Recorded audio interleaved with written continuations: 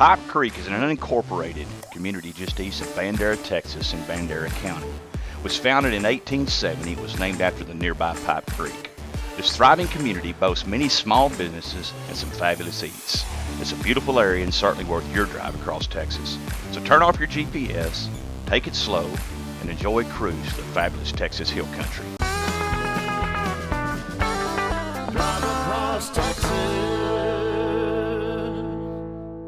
Hey folks, welcome to Drive Across Texas. I'm your host, Pat Waters. Today we're in Pipe Creek, Texas at Esther Benedict Gallery. Yeah. How are you? Good, good. Man, I'm telling you, I'm seeing all this beautiful artwork, made out of metal. So, who does that for you? Oh, I do it all. Well, that's great. I'll tell you what, tell the folks a little bit about yourself and how you got involved and started with this artistic craft that you have. Yeah, well, it actually came by accident. I was shoeing horses in upstate New York, and I did that for 16 years, and I was AFA certified journeyman, but I decided it was time to check out some art. So I went ahead and started doing a little bit of sculpting, like with the line sculptures, and I learned how to do that because I was shaping horseshoes, and I thought, wow, when this steel is hot and you can just pliable, you can change it and make it do anything you want. So that's where the sculptures came from. And also while I was shoeing horses, I would do a hot rasp on a shoe and you get a rainbow of colors. And I thought, well, for sure I could probably corral that into something that would work out, and you'll see it on a lot of the work right here on the wall.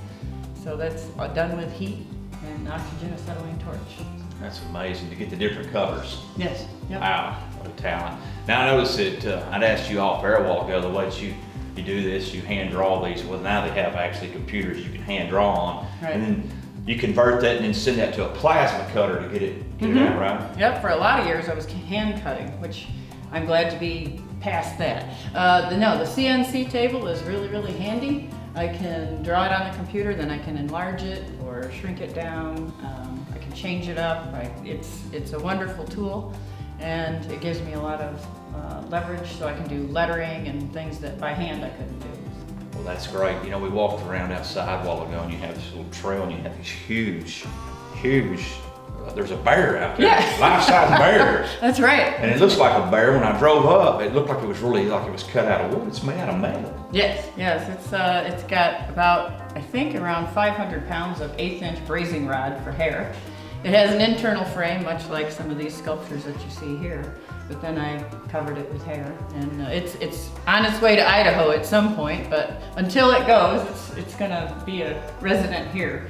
And just for a little fun, I have the Simply Safe security system, and I now call him Simply Safe. So we're guarded by Simply Safe. That's awesome. So what does it take?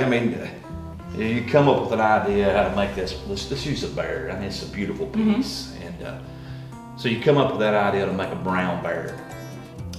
Where do you start? Do you have an inside frame? Do you start with its head first and then go, or do you start from its feet first? Yeah. What's the process? Almost anything, whether it be the little dog down here, the rabbit and chicken, I always start with a profile. I want to get the profile, and then I'll build out from that to give the barrel, the chest, the hips, and then the legs. Except when I'm making a horse. Now I don't know if you noticed the life-size rearing horse out there. I did. Now with a horse, I always do the forelegs and the head. And there's a reason for that, because the head length is the same length from the hock to the bottom of the hoof. And that same length goes throughout the whole horse. So I can keep the whole thing in proportion if I do my legs and my head first.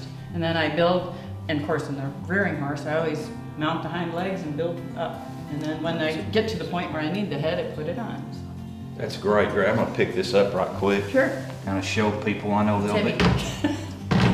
Maybe I want to pick it up. That's Cricket. That's just Cricket. This is a beautiful dog, and it's made out of brazing rod. Same as the bear. Yep. Only this one I didn't rust. This is actually a dog that I had years ago, and when she passed away, I quickly framed her up because I wanted to capture her look. Well, that was 18 years ago, and I finally just finished it a couple years ago. That's amazing. When it's my project, I go slow, but anyway, You're so lifelike. Yeah, they just come to life. And what I notice is when I'm creating these, is they come to life kind of with their own personality. Yeah. I'm always surprised at what I see. So That's Cricket. And that was your actual dog. Yeah. Too, right? Yeah. That's amazing. That's amazing.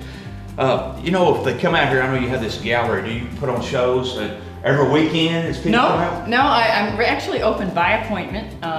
So that can be anytime. You can just call if they have, you know, friends in or sister-in-law or whatever the case may be, they want to come over. They can call and make an appointment. Or I do second Saturdays usually. And then this coming weekend we have a big concert. So that's just, you know, it's a kind of a special event. And about 4 times a year I have a big show here. Right. So. Right. But the sculpture walk, and I'm trying to make it a destination. So I want people to come out and enjoy it.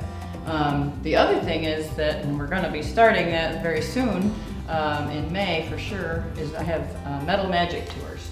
So basically you come in and it's about a 20-minute tour. All these walls move back, people gather around over there, and we show you exactly what we do. We have little videos, shows how we cut the steel down on the CNC table, and then we take that same piece that I take out of the table and actually finish it right in front of you, and from start to finish, so they get to just kind of see and then I think appreciate more what they see here. Absolutely. It's a labor of love, isn't it? Yes, It oh, really absolutely. is. Yeah. I'm telling you what, you got a phenomenal place here. Thank you. Thank you so much bet. for your hospitality and for having us. Thank you. Folks, I'm telling you, if you're ever down here in South Texas on Highway 46, Pipe Creek, Texas, be sure to pull into Esther Benedict's gallery here. Beautiful, unbelievable artwork. And y'all remember, that baby's coming from a Texan.